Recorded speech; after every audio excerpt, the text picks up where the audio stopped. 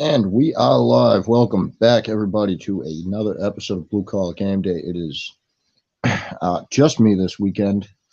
I forgot to get a guest. Um. Anyway, right now we have the Broncos and Jaguars games at halftime. This is an ugly game of football going on in London, and a stupid move by the NFL to only broadcast this game on ESPN Plus. I'm watching an entire game on my phone.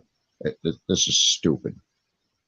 Real football fans actually can't watch the games. Um. Anyways, 10-7 Broncos. I mean, 10-7 Jaguars. Broncos just can't seem to do anything on offense. At some point, I think that Nathaniel Hackett's got to go. You got to look at the coach here. I mean, Russell Wilson is obviously not himself, but I mean, come on. You got enough weapons on that field. You should be able to do something on offense. The offensive line is completely out of sync. The whole team looks just completely out of it, and they have all season. I had the Jaguars winning this game. I think they're going to hold out and win. Based on I don't like anything I've seen from Denver all year. You gave Russell Wilson $245 million before he ever even took a snap for you, and it doesn't really look like it's paying off for you.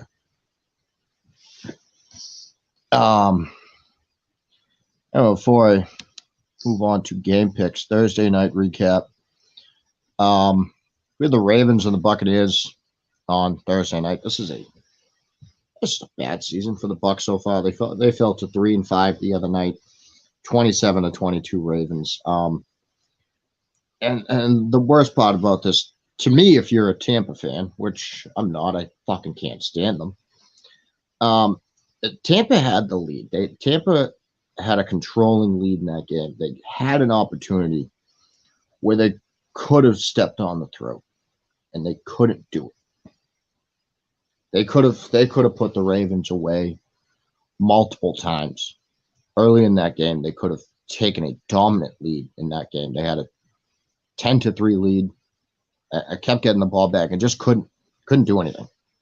Even if it was 10-10 late in the third quarter, they had plenty of chances to get ahead of the Ravens, and they didn't execute. The offensive line in Tampa looks awful. Brady and his receivers are not on the same page. A lot of people have put blame on Brady. I'd love to, but I can't. He's got a lot of drop passes. He's got a bad offensive line. He's 45 years old. When you got a 45-year-old quarterback, maybe you got to execute a little bit better for him.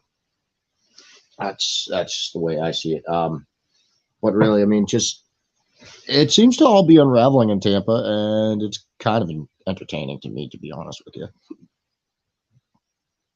Not disappointed in it happening at all. Anyway, moving on to this week's games.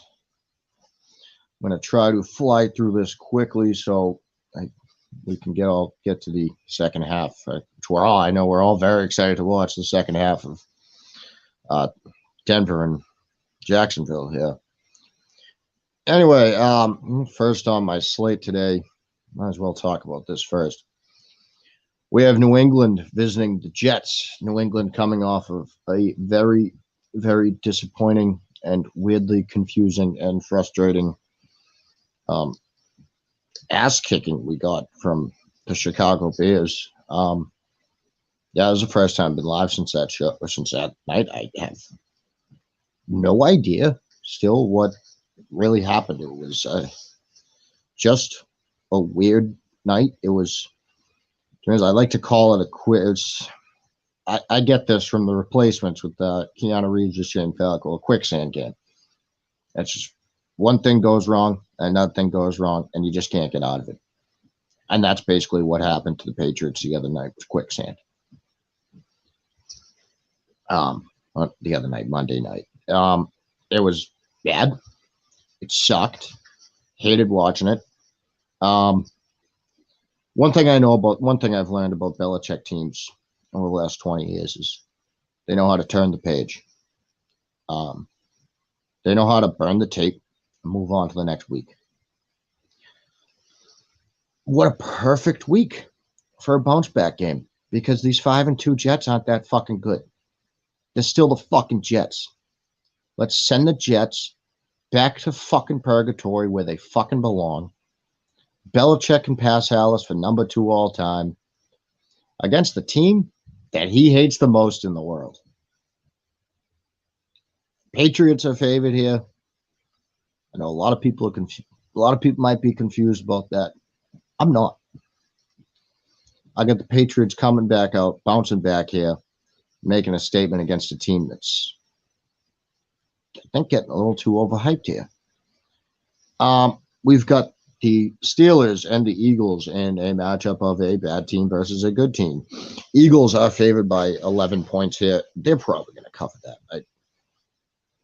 I guess I'll take an 11-point spread. And I don't like anything I've seen from the Steelers so far this season. I've seen this Matt Canada, their offensive coordinator, talking about the offense is just like waiting to explode. I don't see anything there that tells me that they are. The Eagles are playing fantastic football. Howie Roseman for the Eagles, the general manager, has done a fantastic job of building this team. I hate giving credit to the Philadelphia Eagles, and you all should know that about me. I really, really fucking can't stand the Philadelphia Eagles. But Howie Roseman's done a great job. He is drafted well. He is obviously the A.J. Brown free agent. The A.J. Brown move just panned out for them. They built around Jalen Hurts. I think he's done a very good job building that team. Credit needs to be given where it's due. I still fuck the Eagles. We got the Dolphins going against the Lions today. Dolphins are only favored by 3.5 here. I'm going to take that 3.5-point spread. I know Dolphins only banned 16 last week against the Steelers. This is a worse defense than that. I expect the Dolphins to play a better game. Tua it was only Tua's first game back. I expect the offense for the Dolphins to be more in rhythm this week. I think they can easily cover that 3.5-point spread. We got Chicago and Dallas at 1 o'clock. This is a 10-point spread in favor of Dallas, and I am taking that 10-point spread. I've actually placed money on it. If you followed me for the past few years, you know I have a rule: I don't place money on double-digit spreads because you never know what's going to happen. I have placed it on this one because I think Chicago unloaded everything they had into last week's game, and I think they're due for a big letdown game where they go back and be like, oh, wait, that's right, with the Chicago Bears. Much like this week, the Jets will be like, oh, wait, that's right, with the New York Jets. So I've got Dallas covering that 10-point spread. We got the Arizona Cardinals and Minnesota Vikings at 1 o'clock. The Cardinals are a confusing team to me. They're streaky just in games. They're inconsistent during games. The Vikings have been playing good football this year. Cardinals, even with their win last week, I wasn't that impressed with them. So I'm going to take the Vikings here. I'm going to take them to cover that 4-point spread as well. Next up on the slate is the Raiders visiting the Saints at 1 o'clock. This game's pretty much a push here. It's minus 110 for either team to cover the spread. Raiders are only favored by 1. I am taking the Raiders. The Saints seem to have problems covering top-notch wide receivers. We saw DeAndre Hopkins light them up last week. Devontae Adams is obviously getting incredible usage right out of the Raiders. I think, barring that injury really catching up to him, I think this Devontae Adams is going to torch the Saints defense. I think the Raiders will pull this one out. It's the only reason I feel confident betting on the Raiders right now is because the Saints defense does not impress me. We got the Panthers and the Falcons also at 1 o'clock. Carolina will be starting PJ Walker after the win over Tampa Bay last week. Good for PJ Walker. I was rooting for that kid when he got in the league. I liked watching him in the XFL. I don't think he's going to have same success, which he didn't really do that much last week anyway. Today, I'm going to take the Falcons to win this game. It's a 4-point spread, and might as well play the 4. I think the Falcons will win by a touchdown. It'll probably be a close game. I do like, I think Steve Wilkes is getting this team to play for him over the last 2 weeks. But, you got to lose games too. We got the Titans and the Texans in a game that I really don't know how I want to bet. Titans should be a good team. Can't quite figure out how to be a good team. Texans are a bad team who want to be who play like they're with the toughness of a good team, really. Houston won in Tennessee last season. I am gonna take Tennessee here in this one. It's a 1-point spread. I might as well play it. I really don't know how I feel about this one, but I'm taking Tennessee. We got the Giants and the Seahawks today. The Giants have been off to a great start. The Seahawks are playing way better football than anyone could have anticipated, really. I was going to take the Seahawks here today. But I am going to take the Seahawks here today. The Giants have been on this, winning these close games in the fourth quarter, and eventually that just falls apart. Eventually you have to just be able to beat a team and just beat them handedly. I haven't seen the Giants do that yet. There's always a letdown game for a team. All teams have a letdown game. This could be the letdown game. The 49ers and the Rams at 425. Another game that I really did not know how I want to bet because I do not like that Rams offensive line. I really like that 49ers defensive line. I do not like how Jimmy Garoppolo is playing at quarterback right now.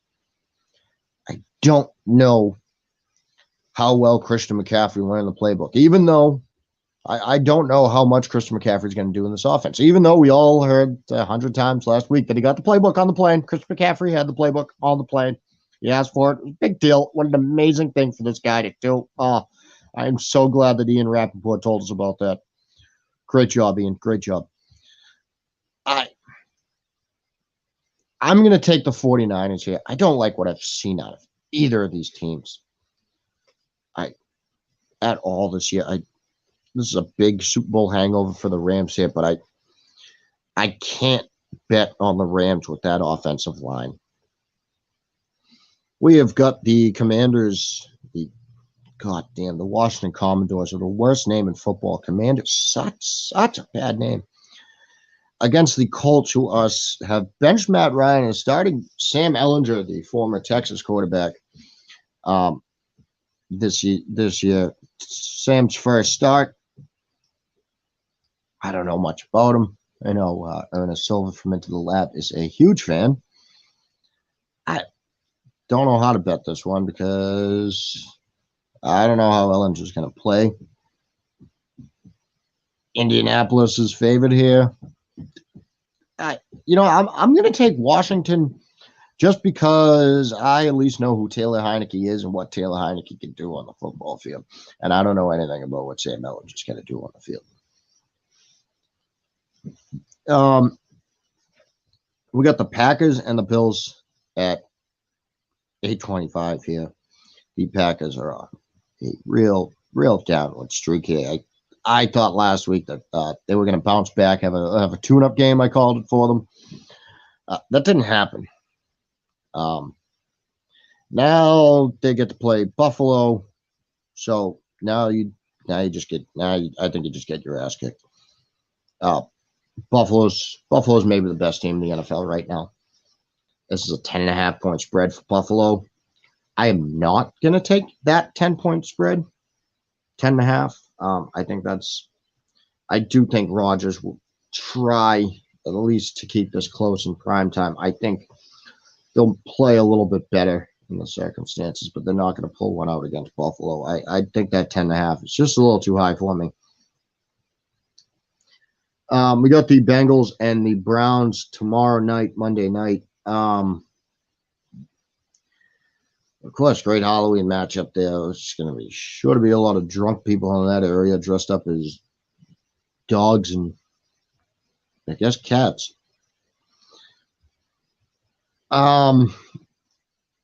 Cincinnati is favored here, obviously. Cleveland isn't a bad team, but they've got some issues. Defensively, they've got some issues, minus the pass rush. I think Cincinnati, Jamar Chase will be out for the next probably 4 weeks. He was not placed on IR. He won't be playing tomorrow night. I am still going to take the Bengals to win in this game. 3-point spread is close enough that I might as well take it for a divisional game. You might know with me, I don't like spreads in divisional games, but three points is low enough. I'll probably take the Bengals to win this game. Anyway, that's all we got for you today, folks. I'll be back next week, same time, same place. Let's back to watching the second half of Denver and Jacksonville.